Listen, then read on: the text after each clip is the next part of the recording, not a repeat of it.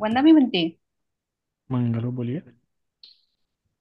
मेरा क्वेश्चन था कि जो विपश्यना करते हैं हम्म। वो धम्म के बारे में तो कुछ जानते ही नहीं है, रुचि भी हम्म। नहीं रहती है उनकी। मैंने खुद देखा है ऐसा। मुझे तो पता भी है। क्योंकि वो जब भी यानी बुद्धगया में मैं विपश्यना सेंटर में थी ना, उसका 10-10 शिविर हुआ है। लेकिन भंते के बारे में वो और धम्म के बारे में कुछ भी पता नहीं था। बिल्कुल। तो इसका कारण का क्या है आप? यही है ना कि उन्हें उन्हें उसी को धर्म समझ के रखा है, उसी के पीछे भाग रहे हैं वो, है ना। वो लोग उसी के पीछे भाग रहे हैं, उनके लिए वही धर्म हो चुका है। उनको लग रहा है हमको जो प्रैक्टिकल नॉलेज मिल रहा है हम प्रैक्टिकल नॉलेज के पीछे जाएंगे। पर उनको नहीं पता ना, practical knowledge without guidance without श्रद्धा किस प्रकार से हानिकारी हानिकारक होता है। और वो नहीं समझ सकते फिलहाल, क्योंकि उनकी श्रद्धा उधर बन चुकी है। और मैंने भी अभी फिलहाल ही कुछ कुछ दिनों पहले एक उपासक से बात की थी जिनकी पहले बहुत अच्छी श्रद्धा थी, पर मैंने भी उनको भी बदलते देखा है। तो फिर मैं सोचा रहे तो उस विषय में बोलना ही नहीं। इसे तो कई लोगों में पटता नहीं हो ना, मेरे विचार पटते नहीं है, इसलिए मैं ज्यादा बोलता नहीं उस विषय में भी। पर हाँ, लेकिन एक बार आपकी श्रद्धा किसी व्यक्ति से कहीं बन गई तो फिर आपको हम नहीं सुना सकते, याद रखना। हम फिर हमारी बातें आपको फिर गलत तरीके से लोगे ना, यार इस इंसान मेरे से आगे ये नहीं नहीं नहीं ये वगैरह वैसे ऐसे इस तरीके से लेते हैं लोग। तो इसलिए अगर आपकी एक बार श्रद्धा बन गई उधर तो फिर हम कुछ नहीं कर सकते। आप ये कुछ भी नहीं कह सकते एक बार श्रद्धा बन गई तो। इसलिए आपको याद रखना है कि मुझे बुद्ध धम्म संघ पे ही श्रद्धा बनाए रखनी है, और वो सिर्फ धर्म श्रवण से हो सकता। तो इनकी क्या हो गई, अभी श्रद्धा उधर बन चुकी है, समाधि की तरफ बन चुकी बन गई है इनकी श्रद्धा।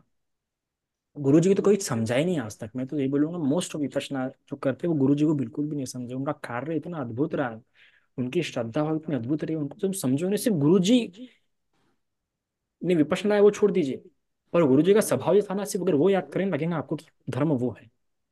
हम लोग गुरु जी को सिर्फ विपश्यना के मिरर से देखते हैं, गोयनका जी को। सबसे बड़ी मिस्टेक वो होती है।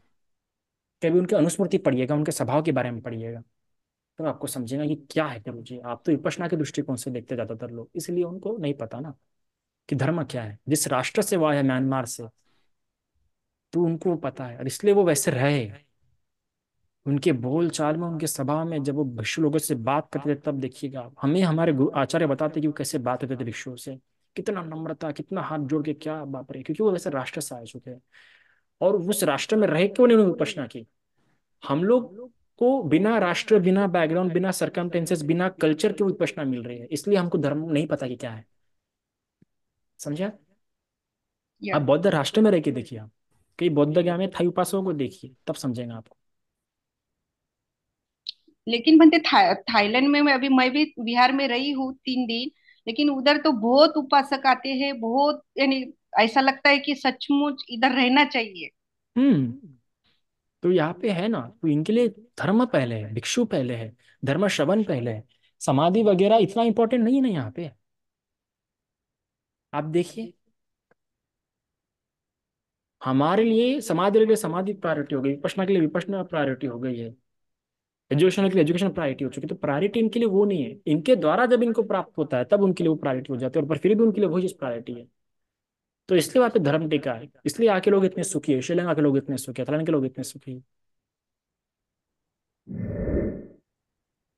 वंदामी भंते जी। मंगलो बोलिए।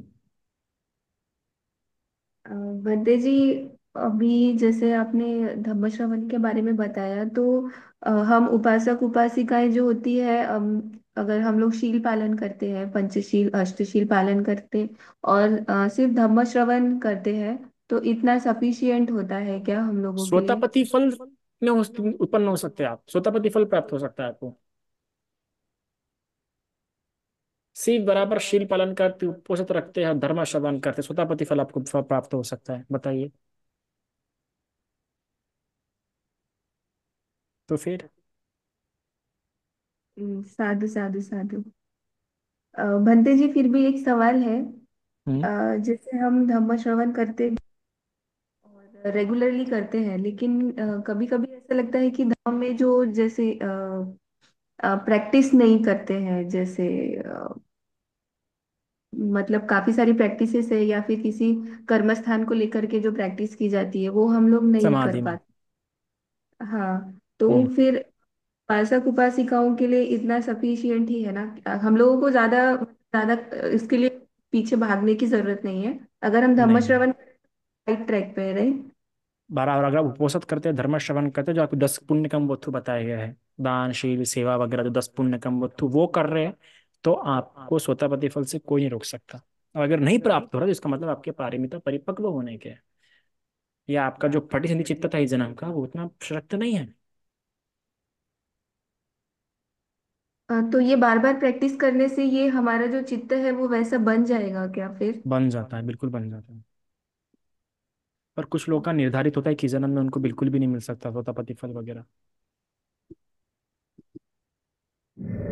बंधामी बनते जी, आपको नमन, बहुत बहुत नमन मंगल। बनते जी।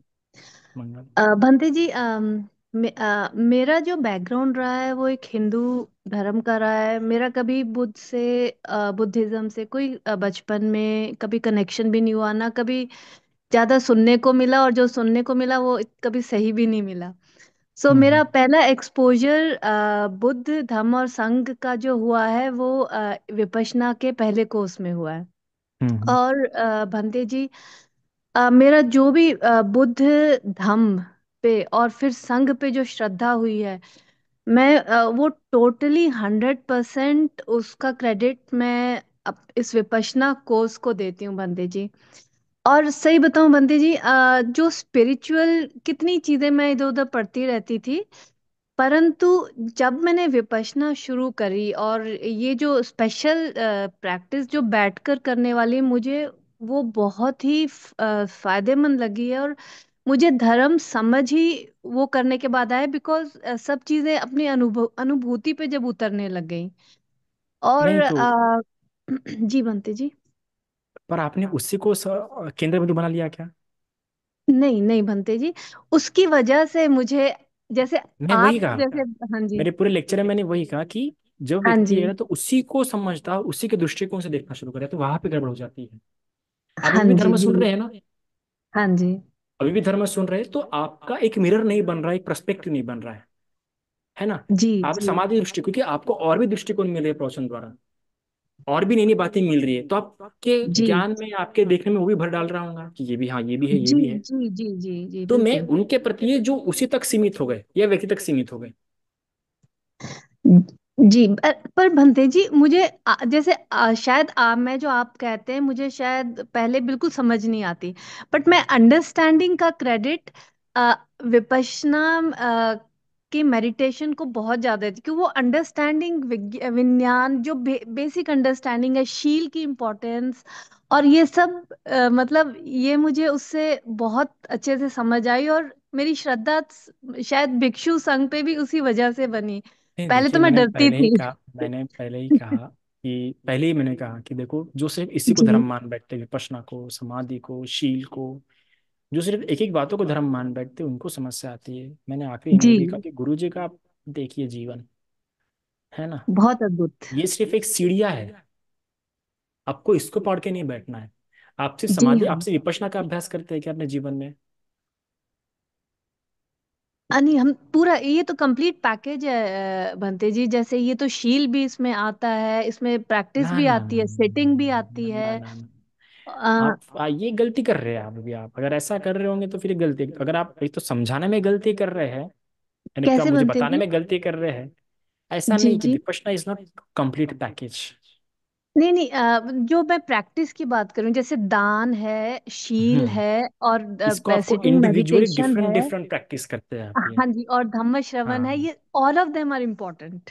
यस, तो आप उपोषद का भी प्रैक्टिस करते होंगे ना? जी जी, उपोजिट का मैं बहुत ट्राई करती हूँ, मेरे से हो नहीं पाता है, वो अलग बात है। बट हाँ, मैं प्रयत्न में लगी हूँ। क्योंकि देखिए, विपश्यना से आपकी श्रद्धा नहीं बनी रह सकती है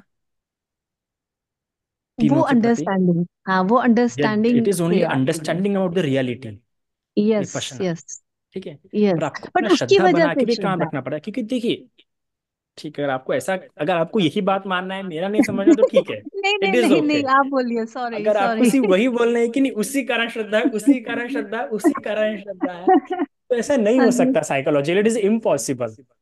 ओके क्योंकि ओके अगर बनते जी। आप एक मेजोरिटी पीपल को देखते हैं तो कई सारे लोग विपश्यना कर रहे हैं, पर हर एक में बोध उत्पन्न हो रहा है क्या?